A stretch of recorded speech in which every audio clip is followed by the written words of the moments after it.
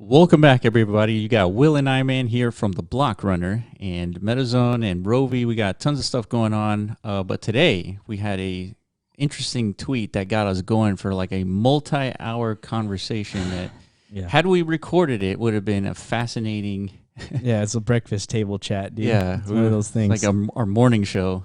Yeah, we might morph into that at some point just to keep the juices, because the juices are always flowing, right? Yeah. Conversation juice. I mean, we're like around each other almost all day, every day. So it's like we're always talking about something. Yeah.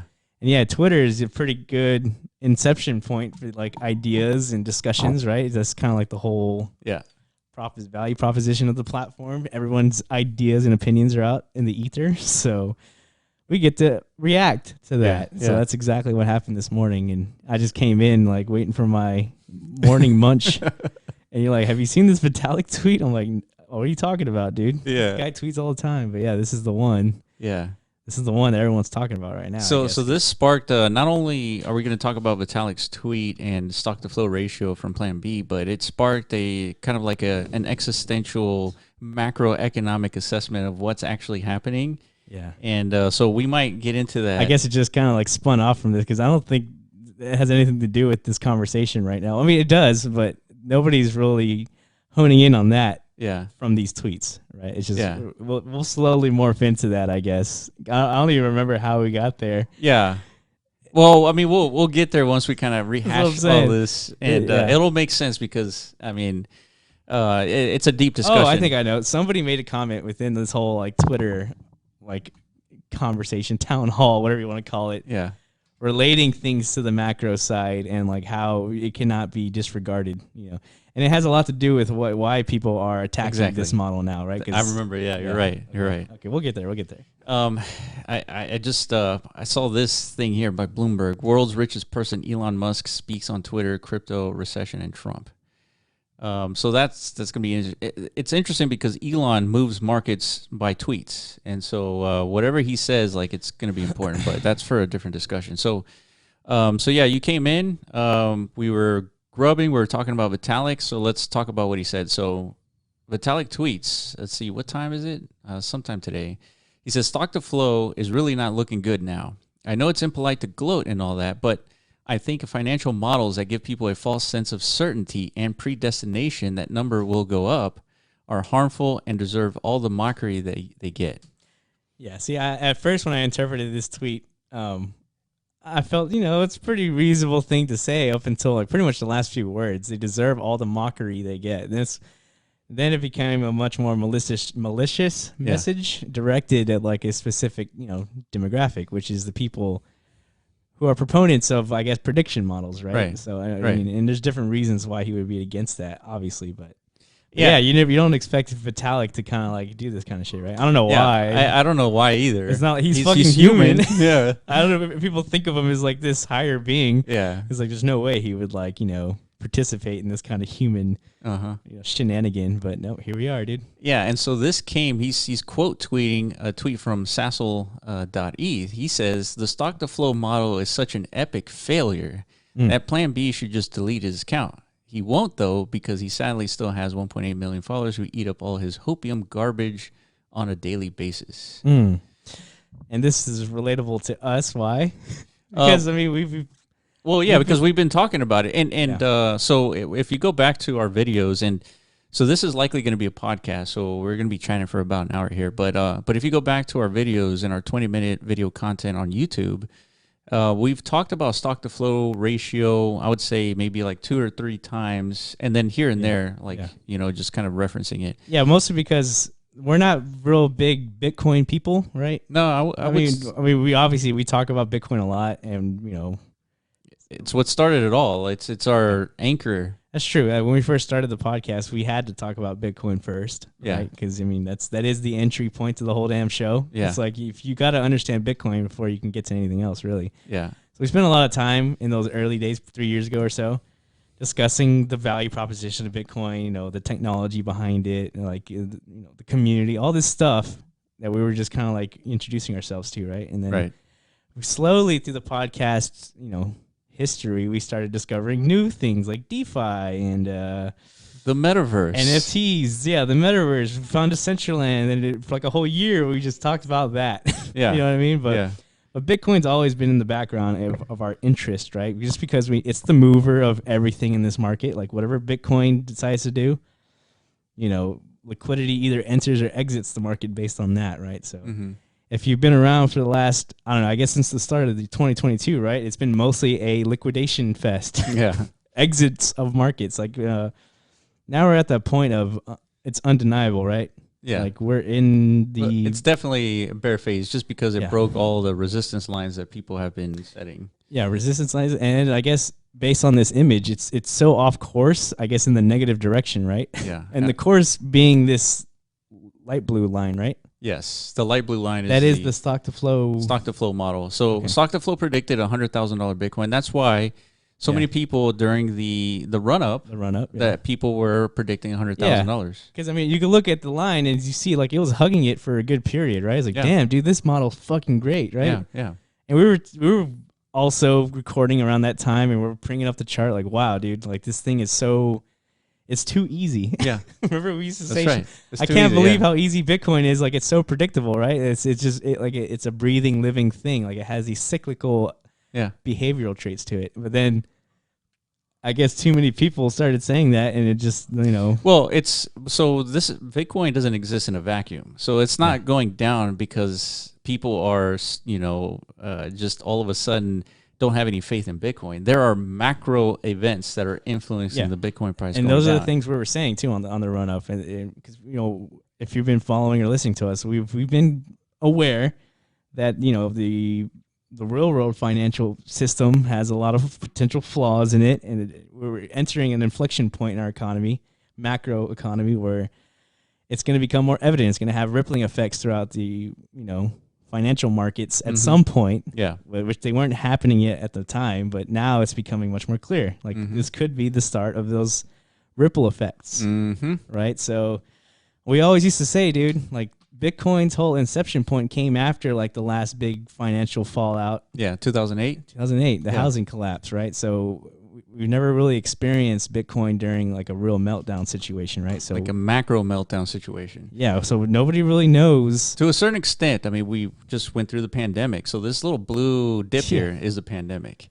Yeah. But the important thing to note here is that when this pandemic happened and Bitcoin dumped to like almost below $5,000, there were still levers that the Federal Reserve could pull in order to pull us from this potential spark of a financial collapse. Yeah, basically just regalvanize interest for the markets to just stay invested, right? Yeah. In other words, and we were talking about that in that time too. Like, oh, look, the Federal Reserve redeployed the same methods that they did to pull us out of like the financial collapse of 2008. They did the same thing.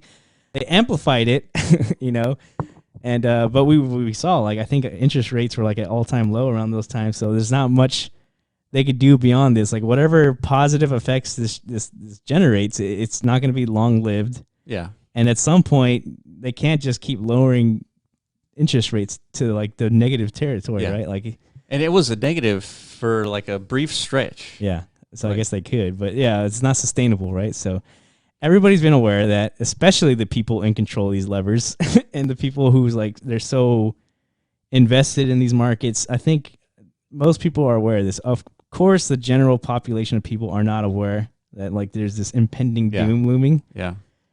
But now I think we're hitting these inflection moments where like I think everyone's going to start to feel it, right? So so let's go back to the tweets, the tweet, but let's go back because when we made our video on stock to flow, I was a very heavy proponent of the stock to flow ratio, but not because it's a model that really hugged this blue line. And look at this model; it's like it's pretty good, right, guys? Yeah. No, that's all I saw. Really? Well, it's because I didn't get too deep into like the mathematical reasoning behind the model, right? You did. So and you explained it to me. And yes, it sounded somewhat credible, right?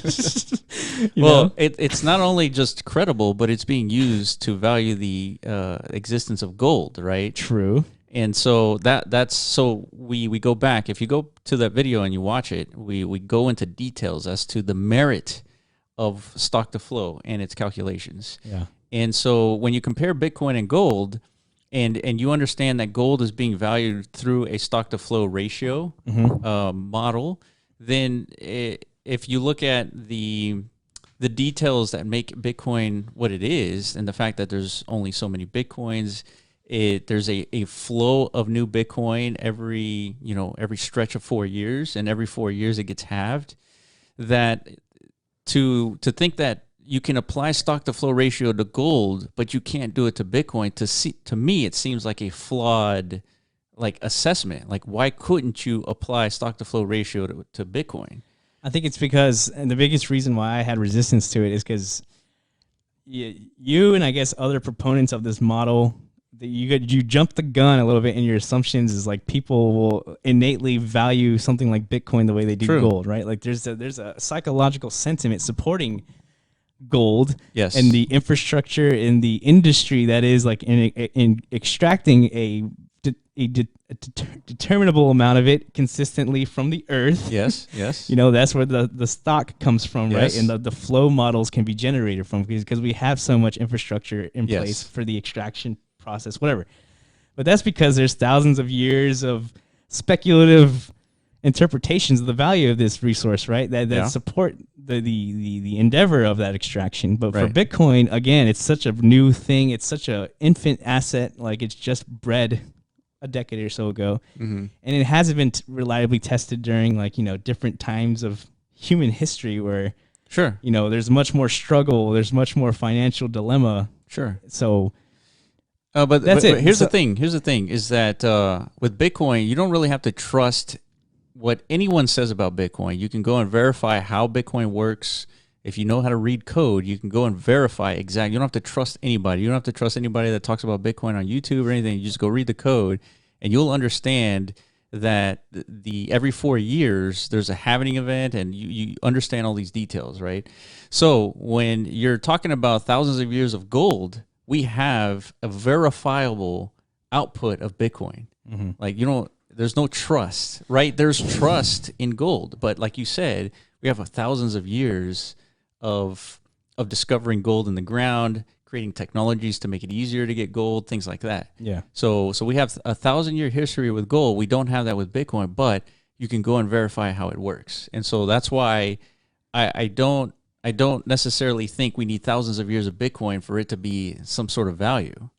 No, not about some sort of value, but to I guess make an assessment of like the predictions of its value with a model. Yeah, just because we know what the driver of value, like interpretation or perception is. It's people, it's human beings. So yeah, of course, Bitcoin being it's like a micro asset in comparison to something like gold, you need less actors like actually actively participating in this whole value perception ecosystem, right? Because it's just less liquidity required in order for the price fluctuations to occur, right? So it's true. You know what I mean? That's true. It's like a 10x differential, I think, maybe even more than that. Yeah, that's true. So that's all I said. So I think human behavioral, human psychology has just a larger impact, a bigger one than mathematical support. 100%. Like I said, if we were to come up with the idea of Bitcoin as a purely mathematical thought exercise,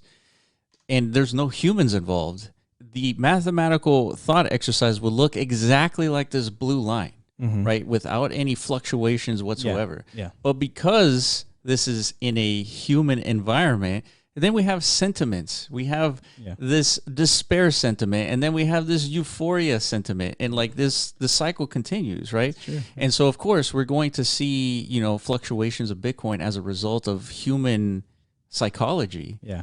But we're not discussing whether can Bitcoin go up or down. We're discussing whether you can model the value of something based on stock to flow, which is based on golds. Yeah, and I guess also the debate is the utility of these models, like how you should, I guess, responsibly leverage them or irresponsibly, I guess.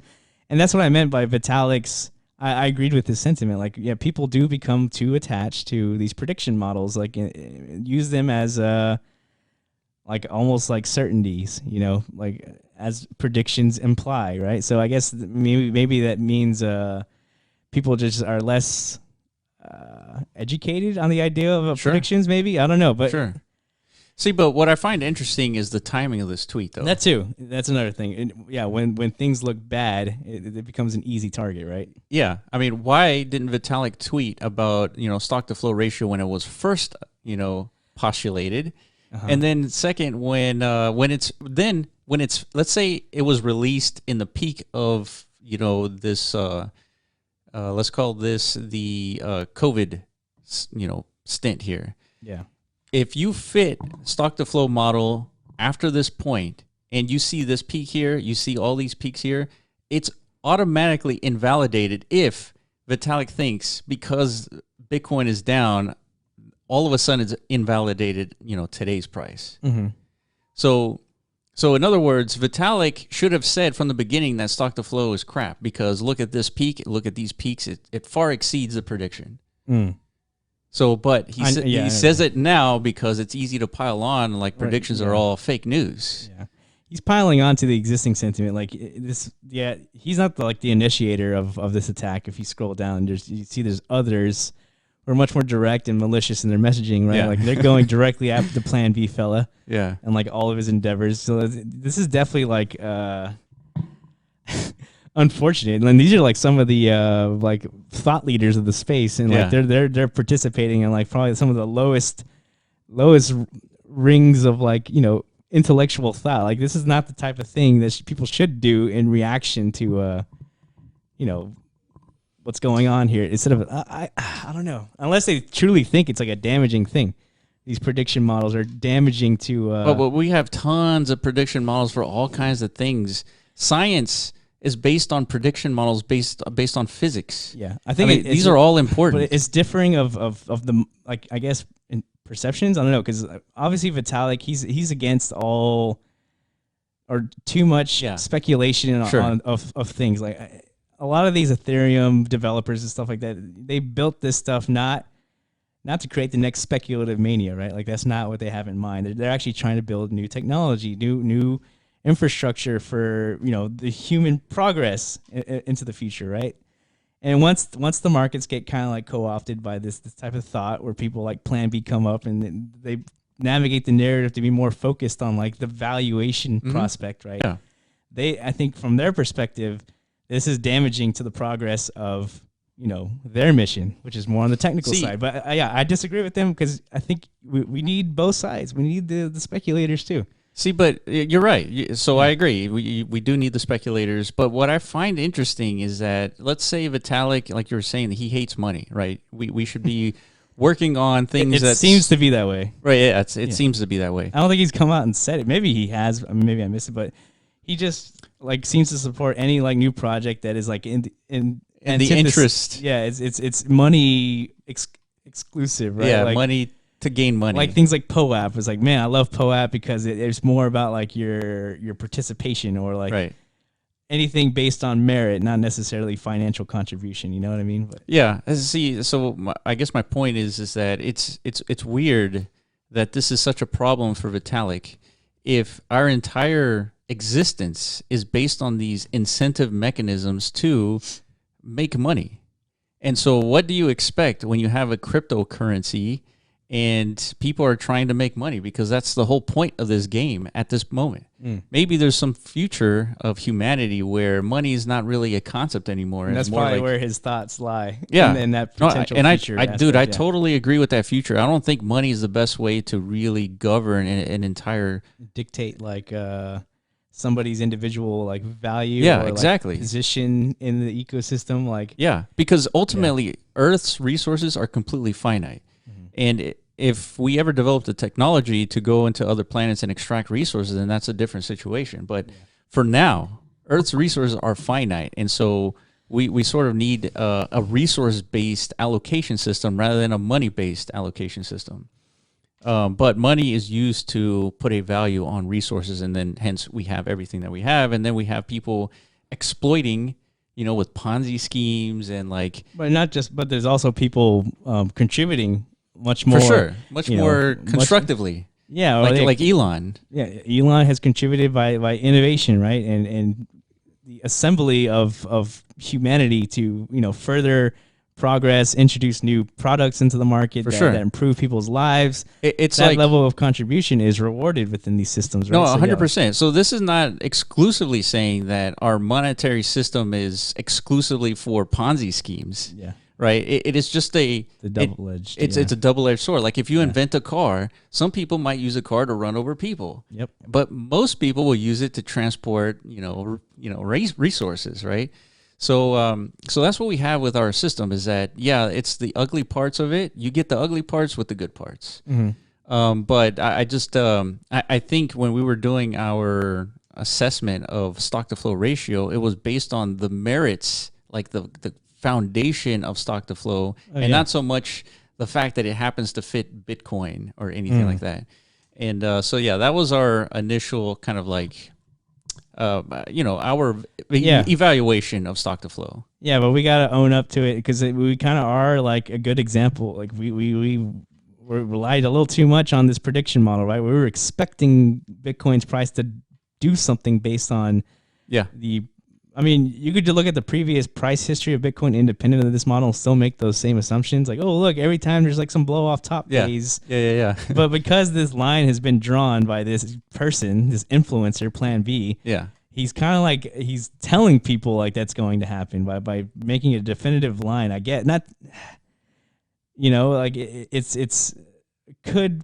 has the potential to mislead people, and it did a lot of people. Just I don't know if that was his intention. I think he was just trying to add more context to the discussion. Yeah. Right. Like, what is Bitcoin? Why does it do this thing, dude? And this is completely reasonable to come up with. It's not like Plan B is just talking out of his ass. He's just taking what we use to measure value for other assets and then applying it to Bitcoin and saying, "Look what I found, guys," and that's it. Yeah, and these are important because if we're expecting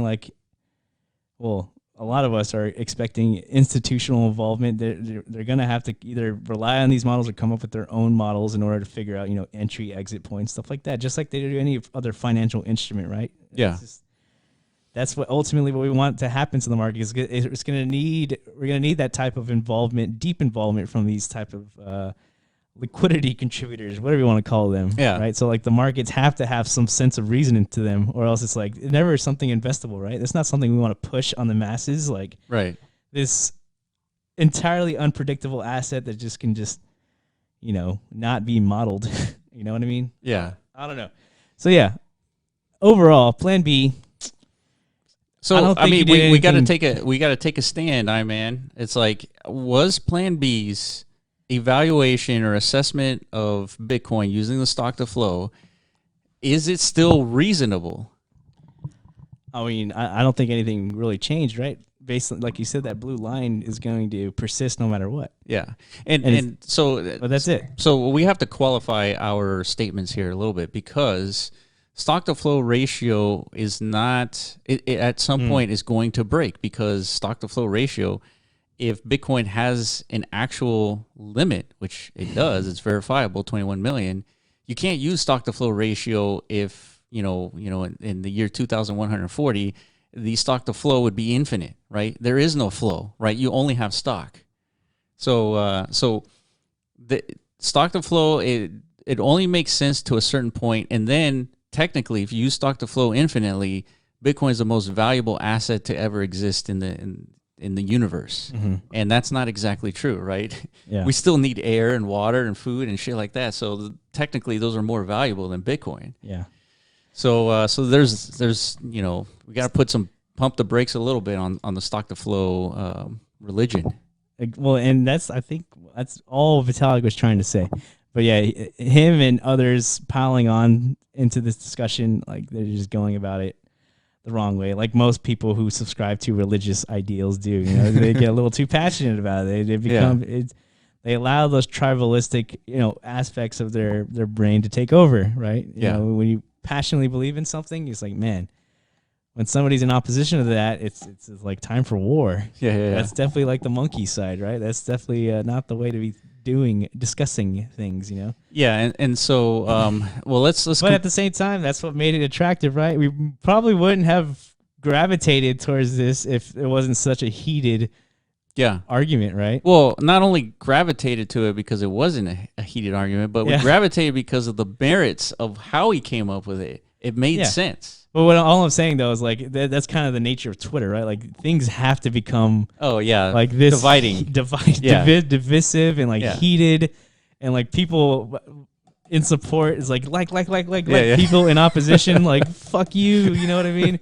Like that's literally how Twitter operates on pretty much all issues. So without that element of maliciousness, I guess, from like one side to another, this wouldn't be like the forefront topic to discuss right now. But good thing it was, because we had a very fruitful and deep conversation just about in a damn dude. Like, because this is just the beginning of what of the discussion. Okay, so this is just what's going on with Bitcoin. Like we haven't even looked at like what's going on the macro side, right? Like there's, as much as we like Bitcoin, dude, it's nothing compared to like what's actually going on in the world. Yes. You know what I mean? There's much more things to be concerned about, like like that's so true. It's like talking about Bitcoin is so minuscule and irrelevant, inconsequential to what's actually happening in the wider scheme of things. Yeah, and the reason why I talk about it is, again, it's like, hey, how come we didn't have that blow off top moment? And then everybody likes to point to the macro side. Well, now we're entering like a whole new monetary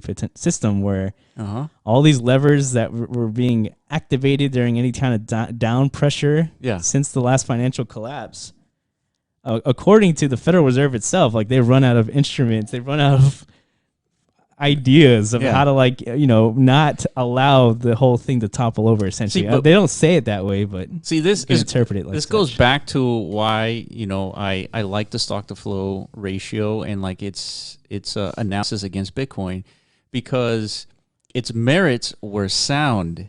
Now, if you go back to the Federal Reserve and our current financial system, fractional reserve banking, if you play that out in a model, it defeats itself. That's true. By itself, without any human intervention, it kills itself. Yeah. And so, of course, if you have humans involved into this fractional reserve banking system, we have levers. All of a sudden, you can reduce the interest rates, and then now people have cheaper money to go and spend and buy equities.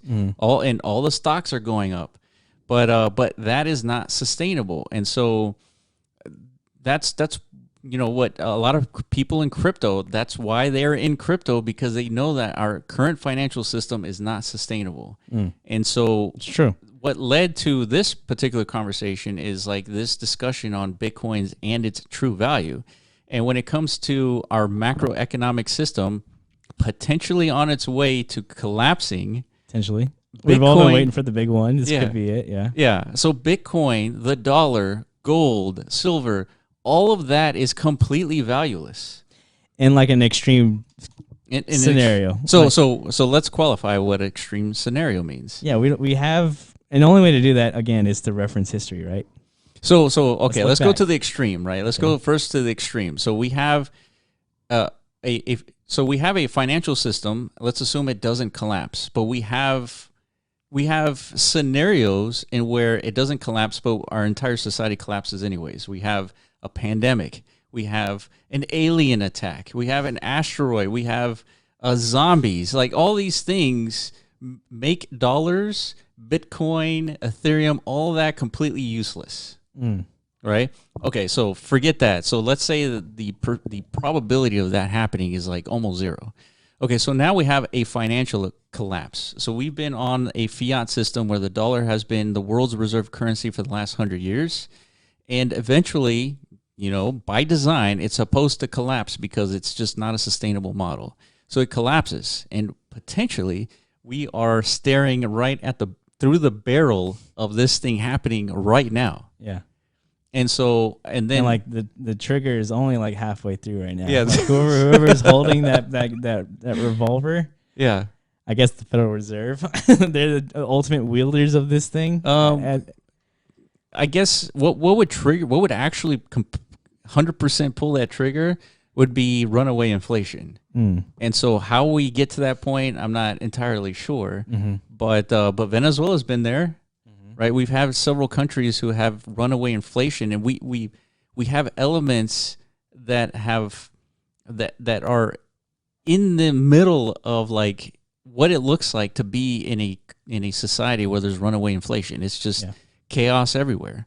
Yeah, that's where like the conversation kind of like shifts to now we're talking about anticipating like what society could look like in this type of I mean, we're calling it doomsday scenario. It's starting to look more and more possible these days, right? So it's important to start talking about expectations and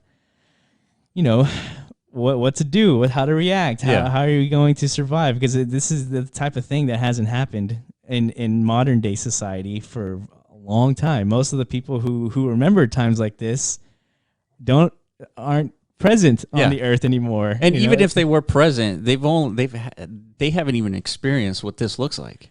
Yeah, well, yeah, but they have an inkling of an understanding of like how bad the situation can get, like, and there's people on the face of the planet who they live in that perpetual state. You could talk to them and be like, man, our economy is about to go down. What should we do? Let's be like, I mean, fuck you guys. You guys haven't been helping us all this time, so you deserve this pain type shit. But, that's why we need a sponsor. Have the bunker sponsor this podcast so that everybody gets Doomsday Bunker. Yeah, that would be nice. Let's capitalize on this conversation a bit, but there are people throughout history who have predicted nuclear strikes. Yeah. They predicted the end times. And that's the problem. Whenever we talk about it like this, like you sound like you're one of those people. Yeah, I know. And I know. Yeah, like that's the problem. You sound like a crazy person, but when you actually look at what's going on financially in our financial systems, it is not sustainable what we're doing. And so now this conversation is a lot less crazy and a lot more, the question becomes, well, when will this happen? And I think it's a relevant thing for us to focus on, like with this podcast especially. For one, we're in a bear market, so we're going to have to talk about something over the next year or so for the crypto space. I mean, we're going to have tons to talk about. That's, metaverse, NFT, really, whatever the hell, DeFi. There's tons of things to talk about, but still, now this is a much more relevant topic, I think, for everybody to be discussing, because again, this is largely understood and subscribed by a segment of people who were looked at as crazy people, myself included. If you bring this up in most people's daily lives, it wouldn't compute, because it was being brought up during a time of economic abundance, and like everyone was doing pretty good in life. It was like, what do you mean everything's gonna collapse? Everything's fine. I'm going to the grocery store. I get whatever I want. I got a nice cushy job. I'm getting paid decently well. I know there's this thing called inflation, and my salary hasn't really kept up with that, but still, all my needs are being met. So it's like, why are you bringing this up? You're just bumming me out, bro. Yeah. You know what I mean? But now we're starting to see the trickle effects. I'm starting to see on social media, everyone's kind of bickering and moaning. It's like, how come I go to the fucking Walgreens, all my prescriptions are like double? Why is my bread so expensive? Yeah. What the fuck is going on with gas? It's like almost tripled than what I was paying a few years ago. Like, what is happening? People are starting to question now, right? It's starting to hit everyone's life. So now context needs to be introduced, and I think, See, the real debate is whether that trigger is fully compressed, right? That trigger has actually been fired. Oh, the trigger, yeah. Or do we still have some time? Well, maybe the trigger has been pulled, but it's like the slowest. It's just the slowest bullet. Yeah, it's like ripping through all that flesh. I guess like the actual entry point of the bullet is what, like war, conflict. Because that's my thesis. I would say so. That's like the worst case scenario. What these kind of like economic, collapse type scenarios lead to, right? Like all of a sudden, the incentive models for the world to play nice just kind of like fall off a cliff, right? Like there's a reason why, we haven't had much global conflict as of late, because we're such an interconnected global economy, right? There's a lot at stake whenever countries go to war. Yeah. We depend on each other a lot these days, much more than we did back in the old days, right? Everything was kind of like isolated within like a, just a nation's activity, right? Like you as your nation and your community of people, citizens, largely manufactured and produced goods for your own citizens, right? Like the economic activity was bounded. But now we have such a global economy. Everybody depends on each other.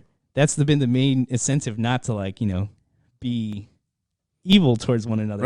Right. But yeah, if all of a sudden the economic ties collapse and we're back to our human roots of monkey brain activity, and survival is like priority number one. Yeah. That's usually why like ginormous global conflicts kind of like spur from that. So that's when you were talking that's about definitely the bullet, dude. the For conflicts, it's like there's this tweet that's happening right now. I think there's all these people are going to NFT NYC and they have signs. They have protest signs that say God hates NFTs. Saw that, yeah. And so to me that it reminds me of like this post-apocalyptic scenarios that we see in movies where like in I Am Legend, he's like bending down, like picking something up, and like the camera's looking at him, and behind him is a sign, and a sign from a gas station with a price of like $5.80. And like we're that was preposterous back then. Yeah, and that was ridiculous. That was back when it was like around $2, but that's actually kind of frightening. And that was like So now we have these post-apocalyptic predictions like in these movies, which. I mean, obviously, you can say whatever you want, but since it's a movie, you can kind of do anything you want. But the point is, post-apocalyptic in a movie, gas prices are around $6, and we're there right now. We're there now. Yeah. So, and so this sort of conversation about Bitcoin and its value, we started talking about, well, what's Bitcoin's true value, anyways, if the financial system is going to collapse? Yeah. And so the value is technically zero. Yeah, it's all like a sentiment question, like, and that's the scary thing to realize, because now like the sentiment is spreading beyond just people within like the investor class, right? Like these are typical conversations. I think people like heavily invested in these markets is just figuring out what's going to cause them to go up or down, right? That's pretty much all we talk about. So you paint out these doomsday scenarios as like a potential driver to exit markets and stuff like that, but these are things most people are not concerned about, right? Because life is tough. Like you can only have so much mental bandwidth to think about these things whenever you're only concerned about survival and like providing for your family. Things like this, the real important stuff, right? Not the speculation of assets. That is not the important stuff of life. Yes. Right. So now that it's starting to be felt by everybody, this is whenever things get like kind of squirrely. Like if the sentiment shifts, all of a sudden people really do start to feel it, and like just conversations, it's spreading on social media. Everyone's becoming aware, cognizant of the fact that something's wrong, right? You can feel the energy in the air. It's electric. It's like, shit, things are changing. You know and what? It's going to influence behavior quite a lot.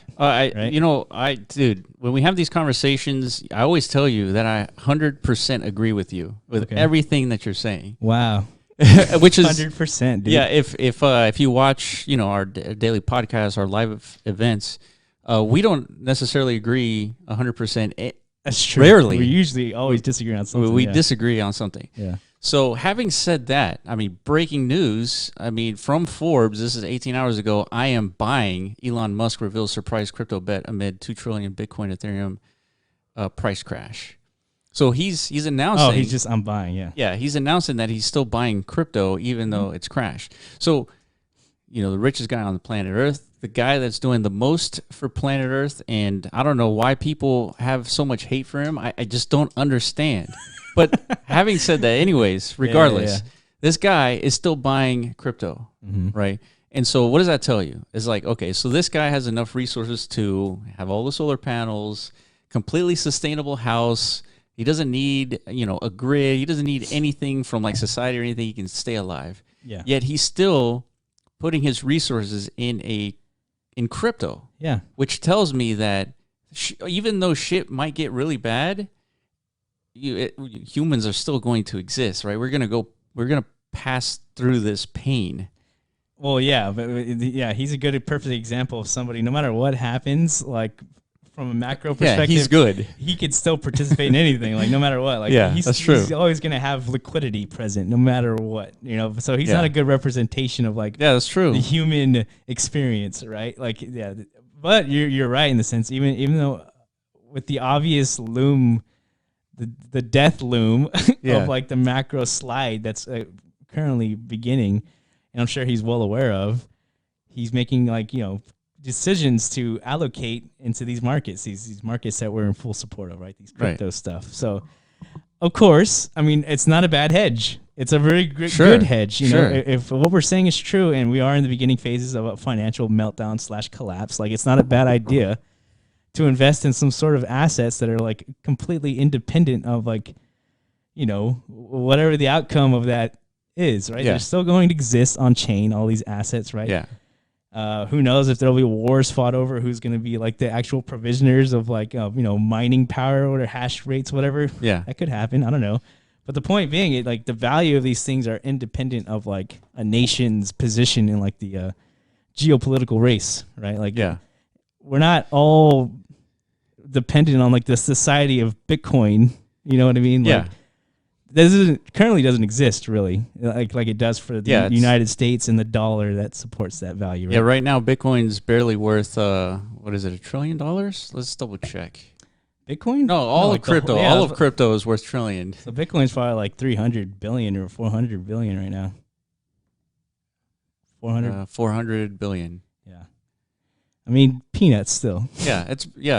All of crypto is down. It's below $1 trillion, right? From a few days ago. Exactly. Like we're still so early. Like this isn't even like and so part of our discussion was okay. So we got this financial collapse. Everybody who understands economics, they know that the fiat monetary system is not sustainable, right? So how do we? What is it going to take to like move beyond fiat? And like our response is the only one that you could say is crypto. Yeah, like I said, because it's not tied to a nation's performance, economic performance, whatever activity, whatever the confidence or whatever is needed in order to establish confidence in a nation's currency, right? Like, and that's I feel that's not what these cryptos are. I mean, a lot of them still. I mean, we're just talking about Bitcoin, I guess, but obviously the value proposition of a lot of these cryptos are, you know, debatable at best. Well, I mean, ultimately Bitcoin is valueless if we have like an entire apocalyptic collapse. Yeah, or somehow like and he's just going to lose money. I mean, money's valueless anyways because you need the actual resources, the food, the electricity, things like that, the shelter. But I don't know. I guess what I'm trying to say is I'm trying to calm your nerves specifically because we have, you know, the most, I guess, productive human in existence investing in crypto, like regardless of a crash. I don't really care what Elon Musk does, to be honest. I mean, it says something. I mean, it doesn't mean, you know, this is no religion here. It's not like... Yeah, like, I don't care. If this guy, like, starts eating poop and he's like... He says, like, this is nutritious. This is how you extend life by 10x. Yeah. I don't care, dude. Fuck off with that noise. But I get it. He's an important guy. He is the guy right now. Yeah. And it adds something. But he also kind of like exhausted that thing during this previous cycle. Cause he's a meme. This all the time. He's a meme lord. Yeah, like, people really still care if he's buying or selling? I mean, some people do, but this is not going to be what like galvanizes the whole market. But here's the thing. But we do have to consider what he does to some importance because, of course, as the small fish we are in this great big sea, we need to understand what the bigger fish are doing and where they're allocating their funds. Mm-hmm. Because if we don't do that, then, you know, you start missing boats. I mean, but you can make these determinations independently of Elon's. Well, of course. I mean, that's what we do. That's what we do. We recognize, there's a historical trajectory. Again, it could be independent on Plan B's models. Like, you just look at the historical value of it. If you subscribe to that and you think it's going to persist into the future, based on, you know, the fact that it's a finite resource, blah blah blah, and it's at some point maybe it will be the reserve asset of the future. Who knows? Then these are buy points, right? Well, Historically, this is a great price to be buying. You know, but I guess Elon has a ton of influence on like normies. And so if the normies see is like, whoa, Elon is still buying. He's out there tweeting about Dogecoin. Let's take a look at the Dogecoin chart, dude. Yesterday he was like, I'm in full support of Dogecoin still. Let's see if the normies give a fuck anymore. Oh shit, it's still number 11, dude. Of course, it's Doge. I mean, it's actually up. Well, I guess we're like in a rebound period, actually. So. Yeah, we are. So Well, I mean, expect more down, but yeah, we're looking at we've been so down. Like over the next couple of weeks, we're probably gonna expect like a nice bump up, but that doesn't mean anything. yeah, it doesn't mean anything. Yeah, but yeah, like this doesn't look like the market is reacting like at all to Elon's sentiment.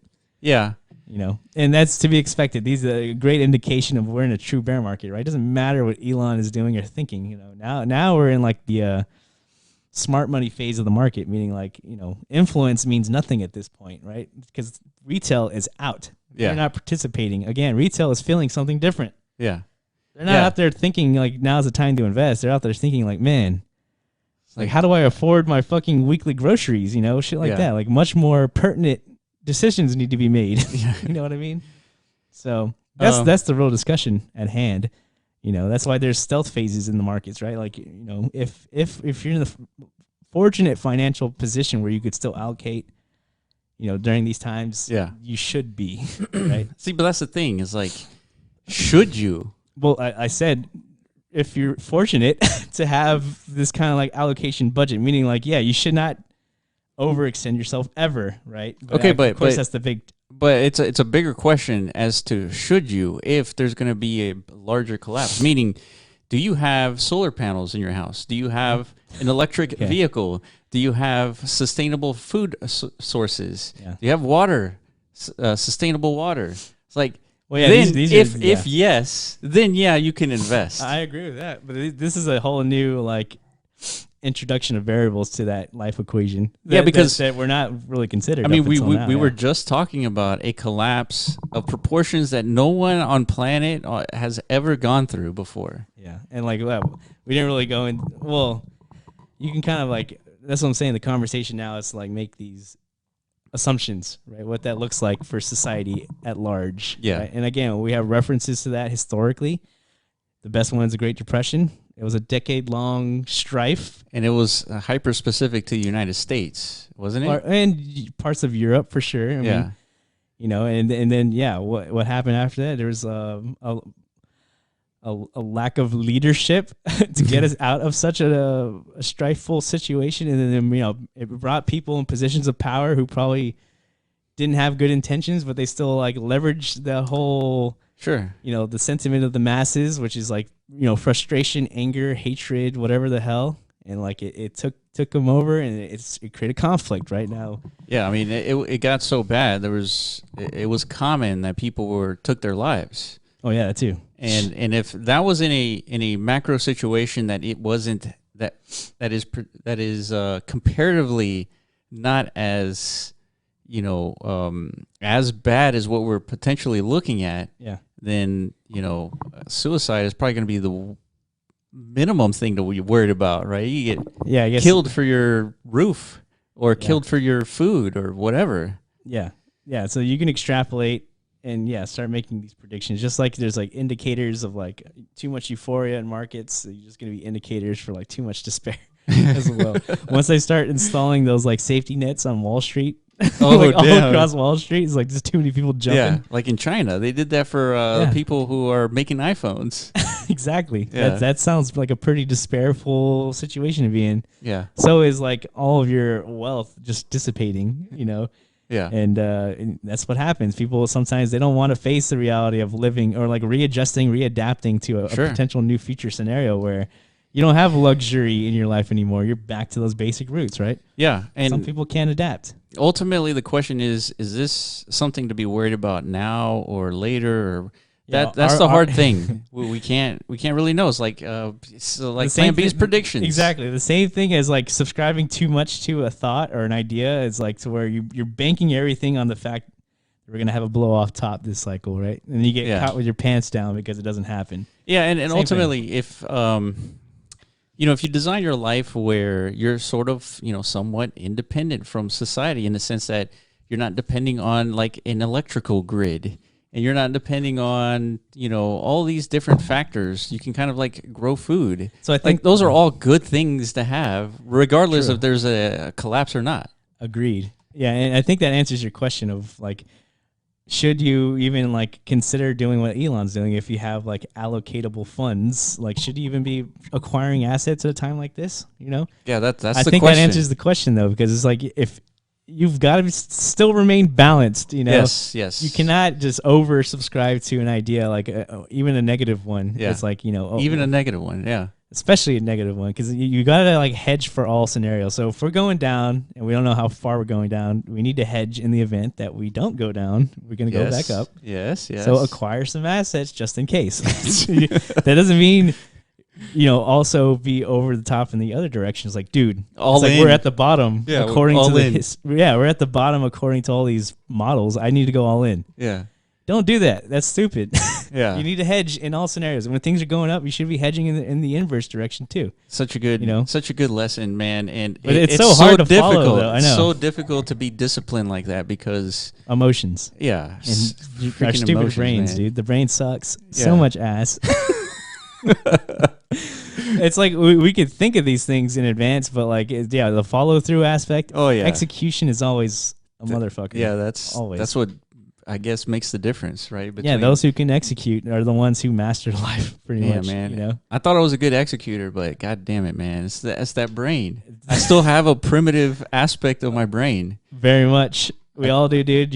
I thought I was a robot, man. Vitalik has it. As much as we thought he was like, that's true. Freaking, this is proof that Vitalik has it. Yeah, he's not blockchain Jesus, dude. I mean, he is and he isn't. He's still, again, like, he's human. He's like Elon in a sense. Yeah, Elon. Yeah, as much as he's revered among, like,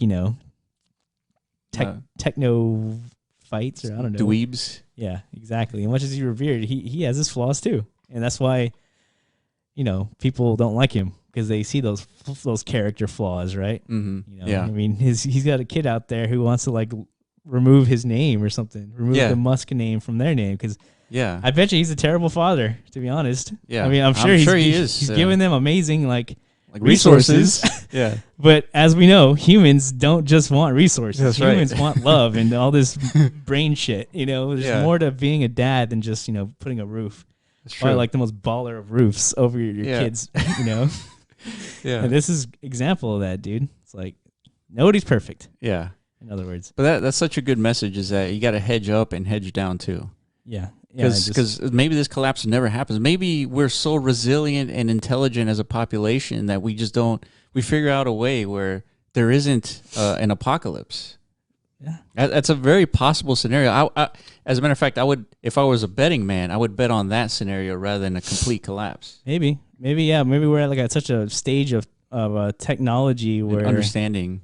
Yeah, like somehow, the whole automation thing like bails us out in some way. Like it's like, I mean, we were having several conversations throughout the year about Bitcoin, and you said the only way that this thing pops, the way this thing will pop or kind of break down, is when the United States pulls the plug. They make it illegal to hold Bitcoin, blah blah blah. Well, that's because I was operating under the assumptions of these types of predictions of like we're gonna have a blow off top.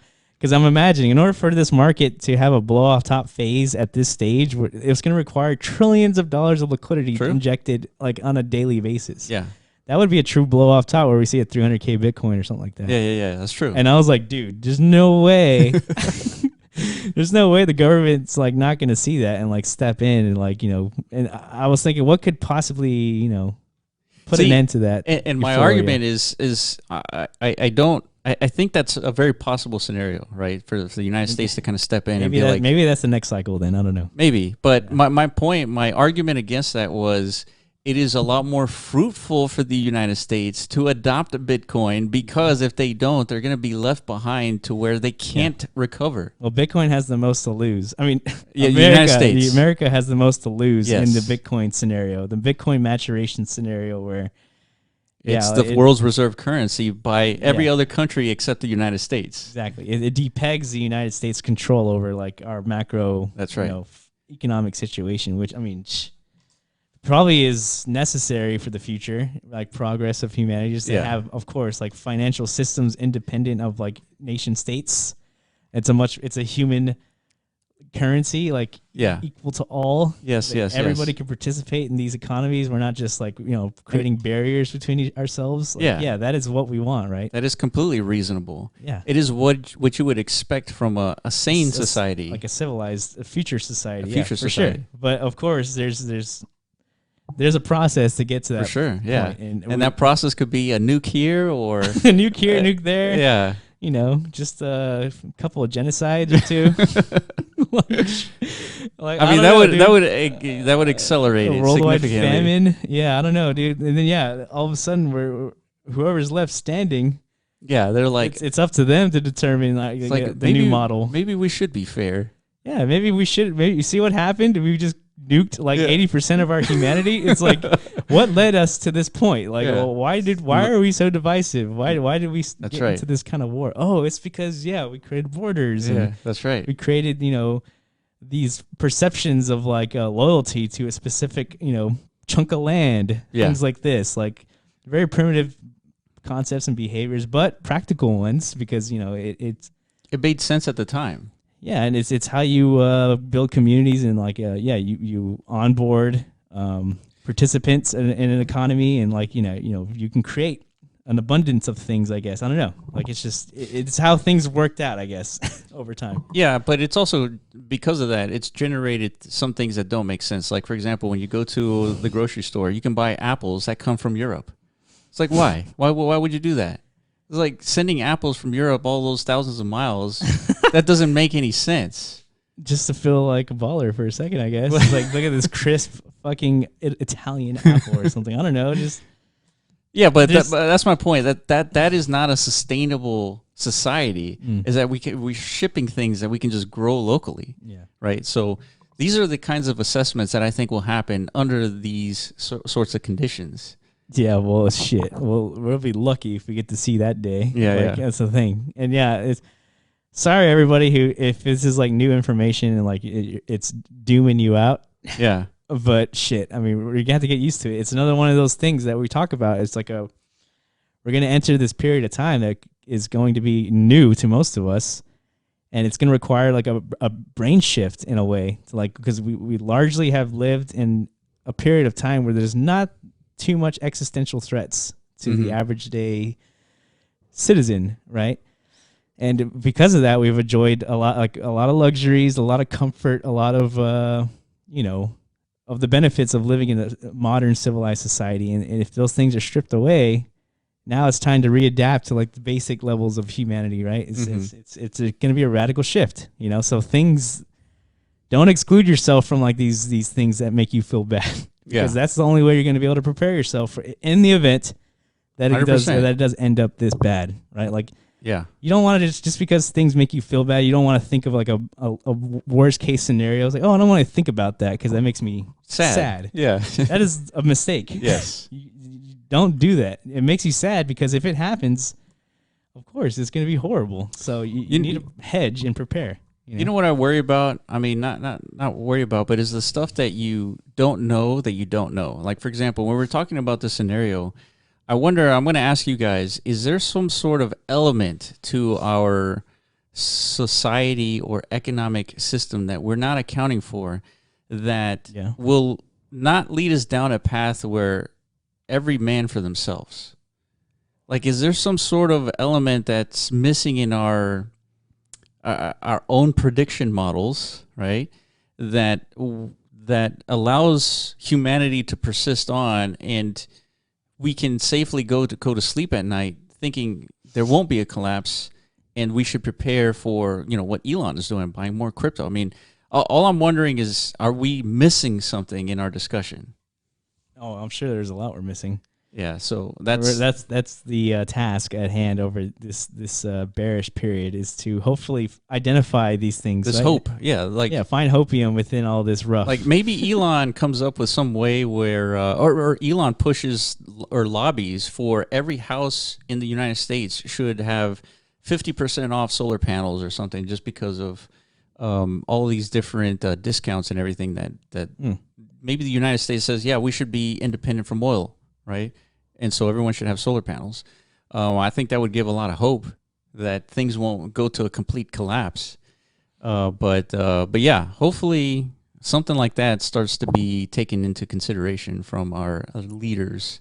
The elites start thinking maybe we should think more sustainably, guys. That would be a turn of events for sure. But I think for sure, yeah, it's going to become more prevalent and in demand, like from a public perspective, right? Like, yeah. I mean, we see it all. I mean, we saw it this morning, dude. Like, we're here having these conversations, and then like we're getting pinged from like relatives or friends or whatever. It's like, dude, did you see the new Mario game? Yeah. Shit like that, right? It's like, dude, there's some really cool show on Netflix, dog. Like shit like that. It's like, God, dude, it's just nobody's aware. Nobody's. Yeah, It's just not being discussed enough. But again, we're gonna get to a point where it's as prevalent as the pandemic was. It was on everyone's mind, right? Because it's unavoidable. It was in front of everyone's face. Everyone felt the effects of that. Yeah. And so we were all forced to like collectively deal with it, and like it changed culture for a good minute. You know, it changed everyone's everything, lives. Like you know, and same thing's gonna happen. And yeah, like, and I was saying, like, it's the things we're not really used to. Like the pandemic was a huge shift in everyone's life because we're used to minimal existential threats. Right? Yeah, it's like the pandemic was interesting because even though we're connected via the internet, this is something where it connected all humans via like biology. Yeah. You know, that's all of a sudden everyone became cognizant. Like, what do you mean there's a virus? Like, we are an actual network. Just by ourselves, our human bodies have become a network. Yeah, and hopefully it woke people up to like, remember what happened? Like, the shelves were emptying quick. Yeah. Once the supply chain, system broke down for like a little bit, within a week or two, like you couldn't find Dude, it was crazy. You couldn't find meat anywhere. It was post-apocalyptic in its truest sense. Like you would go to the grocery store, all the shelves were empty. And there was ginormous lines just to get 2 cases of water. Yeah. 2 cases. Like how much is that going to get you through, And at some point those water cases are going to be gone. So like what are you going to do in that situation? Yeah.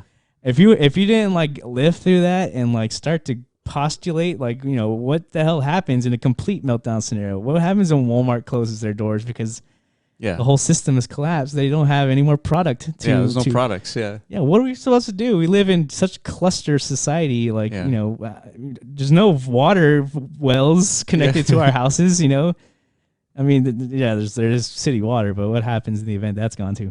Yeah, I don't know. Like all these questions, right? It's just hopefully you think about this stuff, and let's start planning for a future where that could happen again in a much grander scale. Yeah, and that's it. I guess the bigger point is there is a non-zero probability where this situation actually rolls out in our lifetime. Yeah. That's why we're discussing. That's the real issue, is a non-zero chance.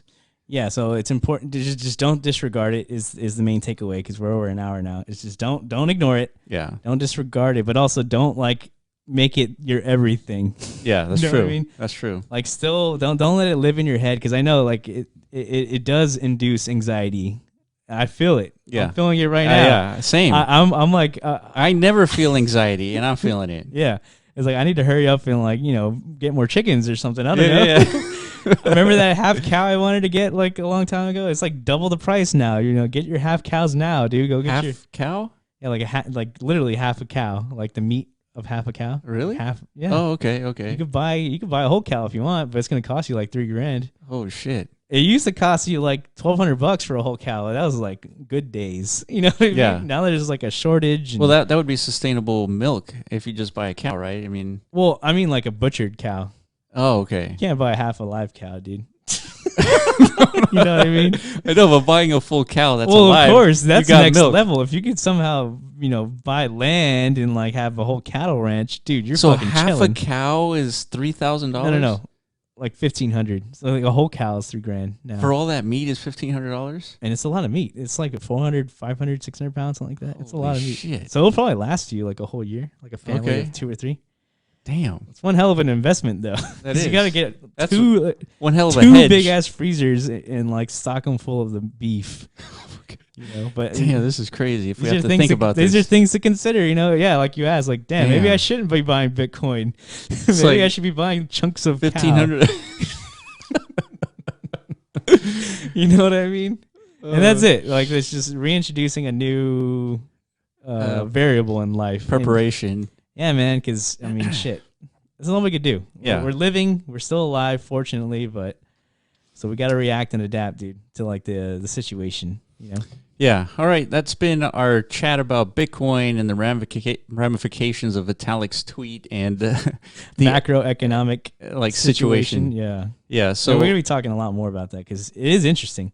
Yeah, and if you have some sort of element in our discussion that we're Totally completely missing, which is probably a lot. Yeah. Please let us know in the comment section and in our YouTube channel. Disclaimer: we do not have economics degrees or anything like that. Yeah. We've never worked for like a hedge fund or anything. We're just talking shit right now. That's it. That's the full disclaimer. So yeah. Yeah. So definitely follow us on Twitter at the Block Runner and also at MetaZone.io.